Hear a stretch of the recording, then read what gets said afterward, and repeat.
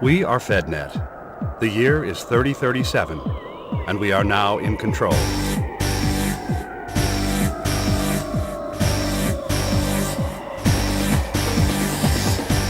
This is a simulation run to provide test data for the Starfighter project, a part of the FedNet Ultimate Expansion Program.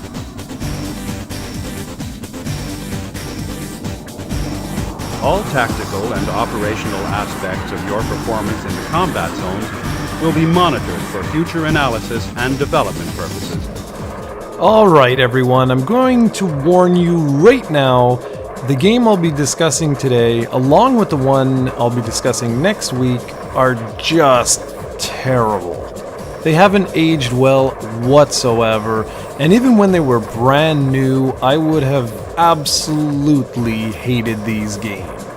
I'm extremely curious to know if any of you out there find anything redeeming about these two.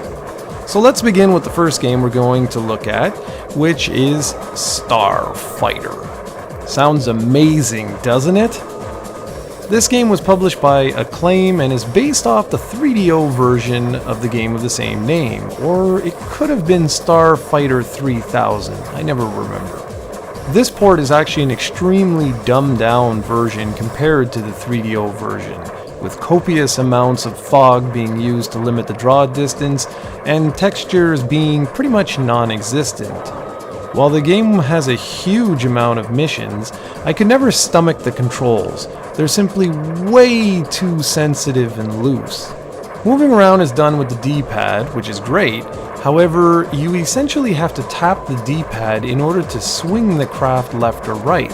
If you hold the D-pad in any direction, even for a moment, you'll begin to do a roll.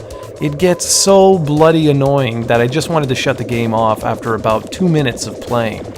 The gameplay you're seeing here is made up of the first 3 trial missions, just to give you an idea of just how frustrated I was becoming playing the game.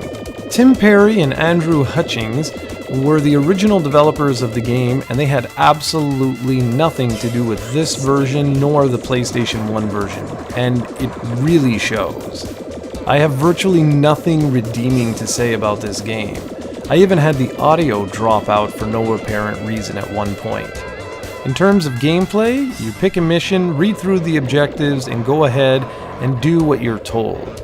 In the first mission, you need to dock with the mothership, and well, there goes a good 10 minutes of your life trying to make that happen because of the controls.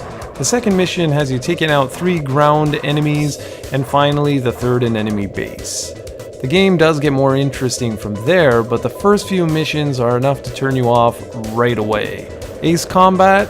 This is not. Now, to the game's credit, I didn't have access to my flight stick for the Saturn, so there is a chance the controls could be slightly better, but I'm not willing to bet on that.